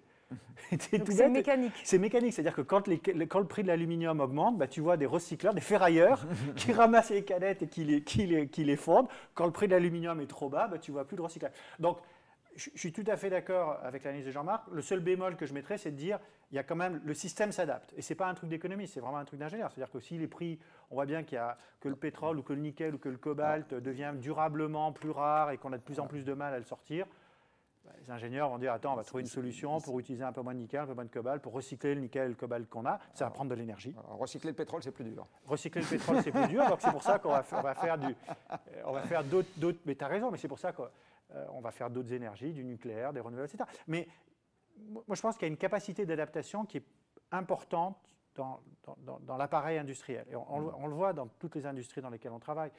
Les gens sont malins quand les prix d'une ressource augmentent, quand le coût d'extraction augmente, les gens substituent, recyclent, enfin, on ne regarde pas juste le prix monter. Si je peux me permettre, il y a une limite quand même à la substitution. Parce que les facteurs de substitution ne sont pas toujours aussi simples. D'abord, les propriétés chimiques des éléments ne sont pas toutes substituables. Et puis après, on peut créer une tension sur une autre ressource qui est très très forte. Alors, je vais donner deux exemples. Il faut 50 à 100 fois plus de métal pour faire 1 kWh solaire que pour faire 1 kWh nucléaire. Ou charbon ou gaz, du reste c'est pareil, électrique. 50 à 100 fois plus, ce n'est pas 10% en plus, quoi. Il faut 1000 fois plus de foncier, 1000 fois plus, pour faire de l'électricité avec du solaire qu'avec du nucléaire. 1000 fois plus, ce n'est pas 2 fois plus. Donc le basculement, en fait la raison pour laquelle on est allé vers les combustibles fossiles dans l'énergie, c'est parce que c'est extraordinairement concentré, dense, hyper facile à stocker et à transporter, comparé aux énergies renouvelables qui sont diffuses pour l'essentiel, très compliqué à transporter même pour les plus concentrées d'entre elles, notamment le bois. C'est compliqué quand même à l'époque de la marine à voile de faire. Et je le redis, les systèmes ne sont pas bouclés. C'est-à-dire qu'aujourd'hui, un panneau solaire, un panneau PV se fait avec du charbon, du pétrole et du gaz. Combien vaudra et quelle sera la facilité d'accès à un panneau solaire le jour où la mine devra être faite avec du solaire, la métallurgie de base, voilà, une fonderie d'aluminium avec des panneaux solaires, un laminoir d'aluminium avec des panneaux solaires, des bateaux pour transporter l'aluminium sur Terre avec des panneaux solaires et des tractopelles pour installer les panneaux avec de l'énergie solaire, etc. On en reparlera du prix. À mon avis, c'est évident qu'aujourd'hui, on a un artefact économique qui est que le prix de production des dispositifs dits renouvelables hérite de la productivité issue des combustibles fossiles. Donc c'est pour ça que je ne crois pas du tout aux projections de prix de l'AIE. Le jour où je supprime les combustibles fossiles, le prix sur les panneaux solaires et les éoliennes fait x50. C'est absolument évident pour moi. Moi, ce que je trouve intéressant, c'est qu'on voit bien que de toute façon, on va devoir transformer la société dans laquelle on vit. L'idée, c'est pas de voir de quelle manière on va garder le modèle dans lequel on vit, c'est comment on va et dans quelle échelle de temps on va faire face à ce défi. Alors du coup, il y a des implications politico-sociales évidentes. Et du coup, je vous propose de passer à cette autre question qui émane du public. Comment pensez-vous qu'une société démocratique puisse volontairement organiser la réduction structurelle du PIB nécessaire pour limiter les émissions de CO2 ? Ça, je te laisse y aller. Parce que là, on y est. J'ai une bonne nouvelle. la récession structurelle, en fait, elle a déjà commencé en Europe. Quand on regarde le PIB vrai, les mètres carrés qu'on construit, la production industrielle qu'on produit pour nous-mêmes, etc., en fait, c'est déjà à la baisse depuis 2007. Donc, Alors, je vous ai entendu plusieurs fois parler de cette fameuse année de 2007. Qu'est-ce que vous entendez par là? Qu'est-ce que vous avez alors, vu qu'est-ce qui s'est passé en 2007? Ouais. En fait, il s'est passé en 2006. L'AIE le date de 2008. Moi, je le date de 2006, mais moi, c'est à peu près. Il s'est passé le pic de production du pétrole conventionnel. C'est-à-dire, il s'est passé. Alors, en Europe, il s'est passé d'autres trucs en plus, mais. Il s'est passé que le pétrole qu'on extrait des gisements ordinaires, entre guillemets, c'est-à-dire tout ce qui n'est pas le pétrole de schiste et les sables bitumineux du Canada, est passé par un maximum historique, absolu, et depuis ça décline. Bon. Quand on regarde les zones dans le monde qui produisent ce pétrole, c'est-à-dire toutes les zones sauf les États-Unis, l'Afrique est en déclin depuis 2009, la mer du Nord est en déclin depuis 2000, la Chine est en déclin depuis 2011, la Russie, ça y est, ils l'ont annoncé, aura passé son pic en 2019, donc ils pensaient le passer en 2021, mais à cause du Covid, c'est voilà. Donc en fait, l'essentiel des pays dans le monde ont passé leur pic de production sur ces gisements-là.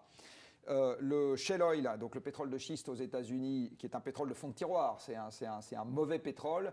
Il faut en gros consacrer à l'extraction de ce pétrole un quart de l'énergie qu'on obtient, alors que sur le pétrole conventionnel, on est à quelques pourcents. Donc c'est pas du tout un pétrole de Sans compter la dégradation environnementale terrible. Celle-là n'est pas terrible parce qu'en fait, on fracture à 3000 mètres sous terre. C'est pas. Et l'eau, d'après ce que il ne faut pas plus d'eau pour exploiter ce pétrole-là que pour exploiter du charbon, par exemple. Les mines de charbon, on utilise des quantités d'eau faramineuses pour laver le charbon. Donc non, la presse s'est focalisée sur des problèmes qui n'en sont pas. Le vrai problème, c'est que c'est une énergie fossile.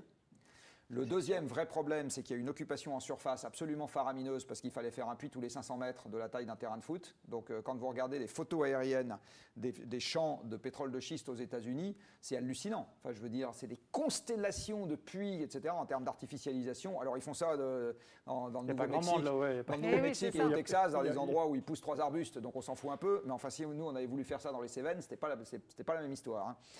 Là-bas, c'est tout plat, donc faire des pistes. On ne peut pas faire d'oléoduc parce que la production est trop faible. Donc tout s'évacue par camion. Donc il faut faire des pistes qui relient tous les puits, tous les 500 mètres. Donc en gros, c'est presque comme faire une ville en termes d'artificialisation. On n'aurait pas fait ça en Europe. Donc c'est très particulier aux États-Unis. Puis en plus, le droit minier s'en mêle. Enfin bon, bref. Il n'empêche qu'ils n'ont jamais gagné un radis avec ce pétrole de schiste. C'est-à-dire qu'en termes de cash flow, ils ont toujours été négatifs depuis le début de cette industrie. Et il n'y a que quand ils ont arrêté de faire des puits partout et que la production a décliné, que sur la production déclinante restante, ils se sont mis à gagner de l'argent. C'est quand même très drôle. Donc en fait, on ne peut gagner de l'argent sur ce truc-là que quand la production baisse. Pas emmerdant, moi. Donc tout ça mis bout à bout fait que la production de pétrole mondiale conventionnelle a décliné à partir de 2008. Le shale oil était un phénomène essentiellement américain. Donc la quantité de pétrole disponible pour les Européens s'est mise à baisser à partir de 2007. La mer du Nord a passé son pic de production en gaz en 2005. Or, 60% du gaz européen venait de la mer du Nord à cette époque-là. Et enfin, le charbon européen est en déclin depuis les années 60 parce que ça fait 2 siècles qu'on tape dans notre charbon. Et le charbon voyage peu, contrairement à ce qu'on peut penser. Il n'y a que 10% du charbon mondial ne servant pas à la métallurgie qui passe une frontière entre le pays de production et le pays de consommation. C'est une énergie domestique essentiellement. Donc l'Europe est aujourd'hui en déclin sur le charbon, en déclin sur le pétrole, en déclin sur le gaz, climat ou pas climat. Donc votre propos, c'est de dire que la croissance n'existe plus réellement en Europe, en fait. Non, et en fait la seule croissance qu'on a depuis, c'est de la fausse croissance, encore une fois, c'est de l'inflation d'actifs. Et le quantitative easing crée de l'inflation comme il se doit lorsqu'il y a de la création monétaire, mais comme l'argent ne quitte pas les investisseurs, c'est-à-dire les banques qui reçoivent cet argent, eh bien, que font les banques avec? Elles ne le distribuent pas aux épargnants. Elles n'ont de toute façon pas besoin, il suffit qu'elles octroient des crédits pour ça. Elles l'investissent. Et donc, cette inflation, au lieu de concerner les montres et les paires de baskets, concerne les trucs qui s'achètent pour des investisseurs. Donc, des œuvres d'art, des entreprises, des mètres carrés, des forêts, des terres agricoles. Enfin, tout ça voit son prix exploser. Le prix des terres agricoles dans le monde a été multiplié par 6 en 12 ans, 15 ans. Enfin, c'est un truc hallucinant. Et du coup, je reviens à la question du public sur la société démocratique. Absolument. Donc, non, mais il y avait une question incidente qui est pourquoi 2007 ? Oui, c'est vrai, tout à fait. Mais et qui était majeure parce qu'en fait, aujourd'hui, on n'a même plus besoin de vendre la décroissance au public français. On a juste besoin de lui faire comprendre que c'est déjà là. Donc, on n'a plus besoin de la vendre. Elle est déjà là, elle est déjà en route. On la maquille avec des machins, mais en fait, elle est déjà là. On voit bien aussi dans la vie des jeunes, par exemple, la colocation est de plus en plus fréquente. La colocation, c'est de la sobriété. Parce qu'une seule salle de bain pour 3, c'est plus sobre que d'avoir chacun sa salle de bain, chacun ses chiottes et chacun sa cuisine. Donc c'est là que vous voyez le... C'est déjà de la sobriété. Voilà. Et donc, dans la transformation des usages, vous voyez un vrai... On y est déjà pour partie. Donc ça, c'est la bonne nouvelle. Ça veut dire que les gens se rendent compte que c'est possible, puisqu'on est déjà en train de s'organiser comme ça. Alors la décroissance, c'est dramatique si vos revenus baissent et que vos charges ne baissent pas. Mais si vos charges baissent à mesure que vos revenus baissent, on peut discuter peut-être. Donc en fait, si on quitte l'indicateur monétaire, j'y reviens parce que c'était ça mon point tout à l'heure, et qu'on dit physiquement les gens ont besoin d'un toit, ils ont besoin d'espoir, ils ont besoin d'un job et ils ont besoin d'avoir confiance pour leurs gamins, peut-être qu'on peut parler d'argent une fois qu'on a traité ces problèmes-là. Et donc, c'est pour ça que je pense que la question de la décroissance dans une démocratie, il ne faut pas la vendre comme telle, parce que c'est compliqué. Par contre, il y a quelque chose qui ressemble, qui s'appelle sobriété. Ça, les gens commencent à... Voilà. Et le fait qu'il y a des tas d'éléments pas économiques sur lesquels on peut gagner quand on perd sur les éléments économiques, ça commence à faire son chemin aussi. Par exemple, vous faites du vélo électrique plutôt que de faire de la voiture. Eh bien, certes, vous n'avez plus votre voiture, mais vous êtes un peu plus en forme, vous êtes en meilleure santé, vous allez avoir vos coûts de santé qui vont baisser. Enfin, voilà, il y a un certain nombre d'éléments que vous êtes de meilleure humeur, parce que vous êtes plus en forme, vous n'êtes pas coincé dans les bouchons, donc ça vous rend aussi de meilleure humeur. Donc vous avez un certain nombre d'avantages que vous y gagnez, et c'est des avantages non économiques, mais c'est des avantages réels. Donc, je pense que pour répondre à cette question, la seule façon de faire passer ça en démocratie, c'est de paradoxalement quitter le débat, déplacer le débat, en fait. de dépasser et d'arrêter d'avoir un débat purement économique. Et le PIB, il monte, il descend, on s'en fout. La seule chose qu'il faut, c'est que le système soit ajusté pour savoir gérer la baisse comme la hausse. Et aujourd'hui, en fait, il n'est pas capable de s'ajuster quand les recettes baissent. C'est ça son problème. Donc il va falloir voir ça. Thomas Olivier, en fait, ce que je veux bien faire pour qu'on avance, c'est juste, je trouvais intéressant parce que vous avez parlé donc de l'aspect un peu désincarné de ces réflexions, etc. Pour le coup, le groupe EDF, vous êtes dans le réel, dans le concret, puisque vous êtes un groupe industriel. Hein, vous devez faire face à des stratégies à long terme là-dessus. Et je vois qu'il y a cette question qui, à mon avis, va beaucoup vous intéresser. Que peuvent faire les collaborateurs depuis l'intérieur, une approche bottom-up, pour convaincre leur COMEX, le management, de transformer leur business model immédiatement, entre parenthèses, pas à 10 ou 20 ans, pour par exemple abandonner tout de suite les produits vache à lait hautement carbonés. Boum, on est dedans.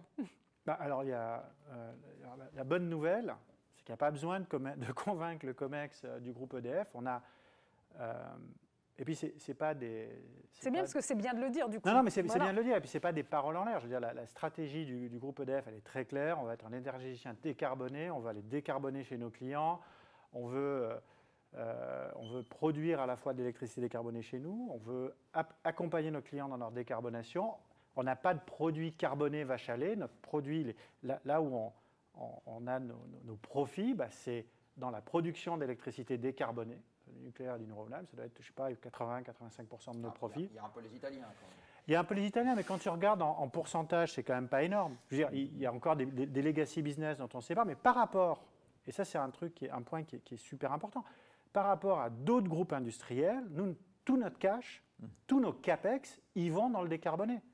On finance donc l'EPR à Flamanville, on finance l'EPR à HPC, on essaye de faire d'autres EPR en Angleterre, on est en Inde pour des contrats pour faire 6 EPR, on discute avec le gouvernement polonais, avec le gouvernement tchèque, on est partout sur les renouvelables, on est en train de finir un champ au large de Saint-Nazaire, on a gagné hier une enchère aux États-Unis, au New Jersey pour 1500 MW, donc les milliards de CAPEX qu'on fait, on les fait dans le décarboné.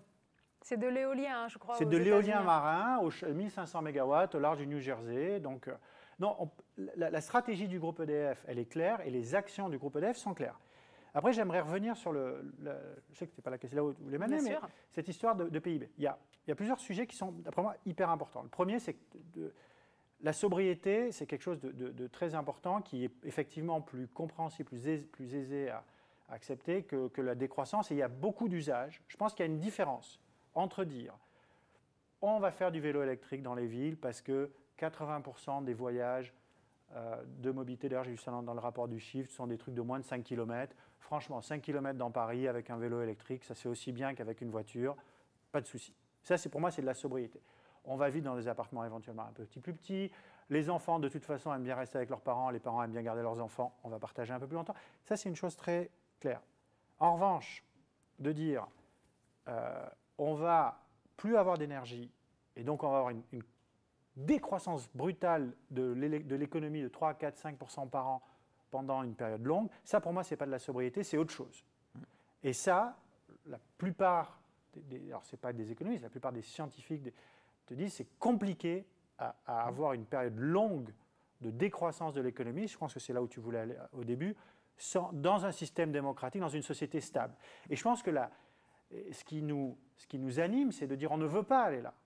Nous, ce qui nous anime, c'est de dire on ne veut pas se retrouver dans cette situation, à faire face à 5 ou 10 ou 20 ans de décroissance forcée. Ce n'est pas prendre le vélo dans Paris, c'est moins de 3% de PIB par an, donc on ne peut plus payer les retraites, c'est déjà très compliqué. On ne veut pas aller là, donc il faut décarboner aujourd'hui parce qu'il est urgent. Éviter le choc et avoir la maîtrise de cette transformation. C'est un peu ça, en fait, si je comprends bien. Enfin, je pense que c'est ce qui nous anime et ce qu'on essaye de faire. Oui, je pense qu'il y en a quand même une partie à laquelle on n'échappera pas.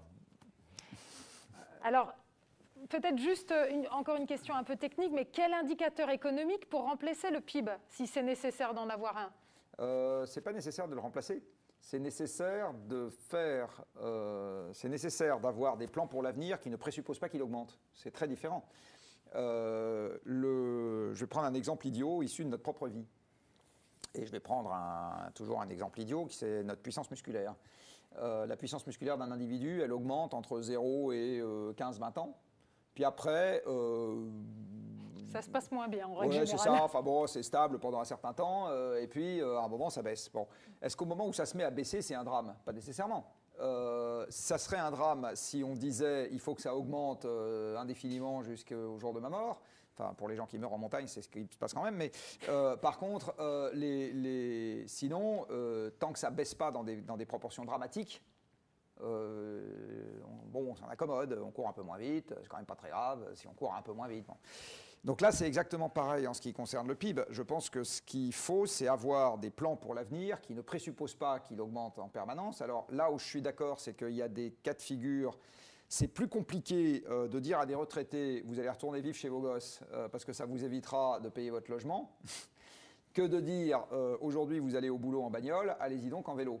Donc c'est évident qu'il faut commencer par des trucs qui sont plus simples. Il faut y aller pas à pas, quoi. Voilà.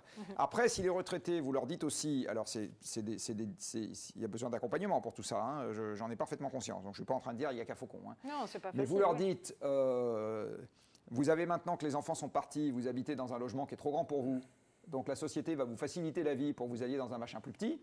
Et donc on va éviter de construire des logements nouveaux juste parce que vous restez dans un logement trop grand. C'est aussi une forme de sobriété. Bon, est-ce que c'est un truc dramatique?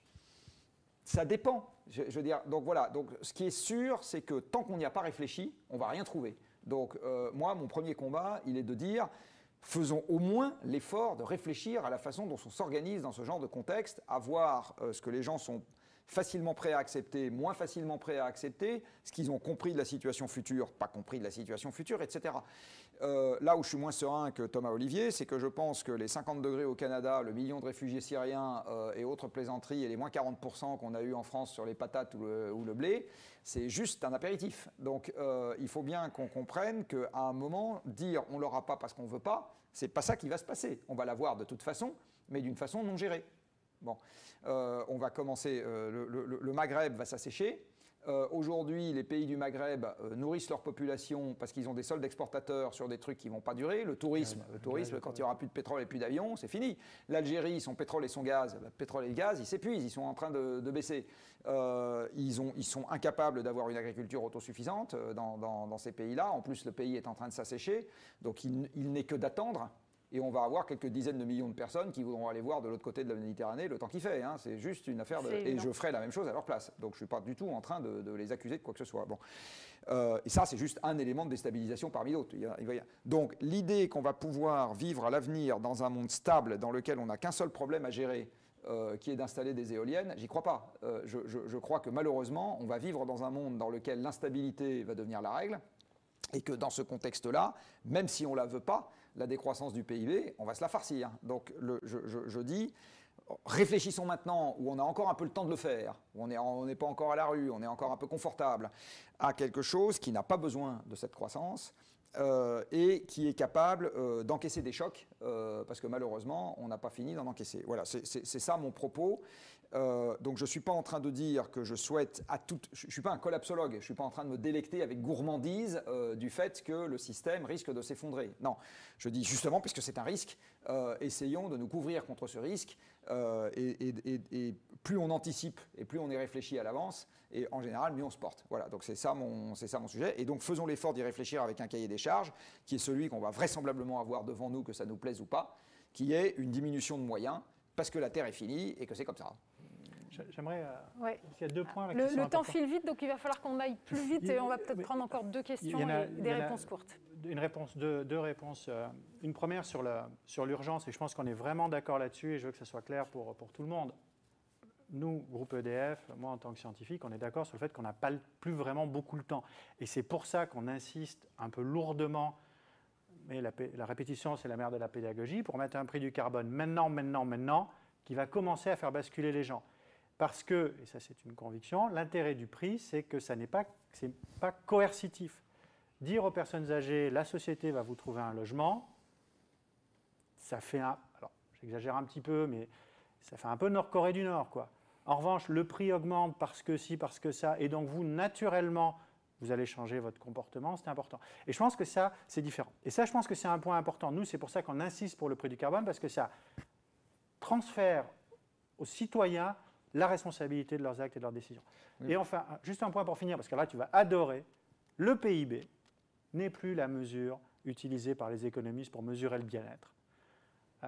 Il y a la nouvelle réflexion économique, d'ailleurs qui part, c'est les mêmes auteurs qui ont commencé à travailler après le rapport Meadows dans les années 70. Ils ont réfléchi à une façon d'incorporer les ressources naturelles épuisables dans les modèles de croissance. Et donc, on a le rapport Dasgupta qui a été publié en 2021, en février 2021. C'est toute une conception économique qui dit en fait, le PIB, ça mesure juste les flux marchands des biens.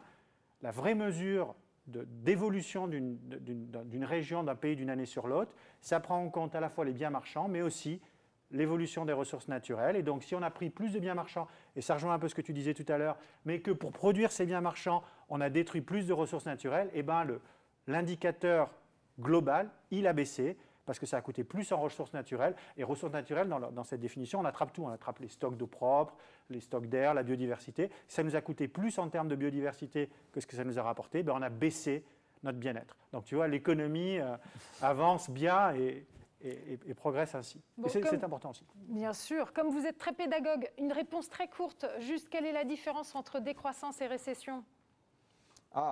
Une récession est une décroissance du PIB. C'est bon? Bah oui, c'est sa définition. OK. Alors, la récession, c'est temporaire. Quand on parle de décroissance, c'est quelque chose de plus à long terme. La récession, c'est tac, tac, tac, et puis plouf, pendant 3 trimestres d'affilée, ça baisse, et après, ça repart. Un phénomène non, en général, la récession, enfin, d'accord, mais en général, la récession, quand on le comprend, c'est un truc qui est plutôt temporaire. En revanche, quand tu parles de décroissance, on a l'impression c'est plus à long terme. Enfin, après, on pinaille un peu. Oui, vous allez trop pinailler. Qui sont militants de la décroissance. Enfin, il y a une différence entre la définition technique et la valeur et le sens qu'on lui donne en termes de valeur. Moi, je parlais juste de la définition technique. C'est ça. Techniquement, la décroissance, c'est la baisse du PIB, et donc c'est la même chose que la récession. Après, que dans les valeurs, les gens qui en parlent disent que par ailleurs, ça doit être un souhait, ça c'est un autre sujet. Oui, l'idée d'organiser la décroissance, ça c'est autre chose. Moi, je parlais juste de la définition technique. On est d'accord. Allez, juste vraiment, parce que je trouve que c'est trop sympa, il y a quelqu'un qui a écrit « Je valide la position de Thomas-Olivier Lehotier, c'est que la communication, ce n'est que la communication pour le passage à l'action qui sera un élément clé pour l'avenir. Quel serait votre conseil pour accroître la connaissance au plus vite ?» Et on en terminera par là, parce que ça, c'est une solution. Comment on fait? Alors, ce n'est pas ma position, c'est ce que fait Jean-Marc dans le je pense que vous étiez d'accord. Sur la pédagogie, vous étiez d'accord tous les deux. Déjà, on est d'accord tous les deux là.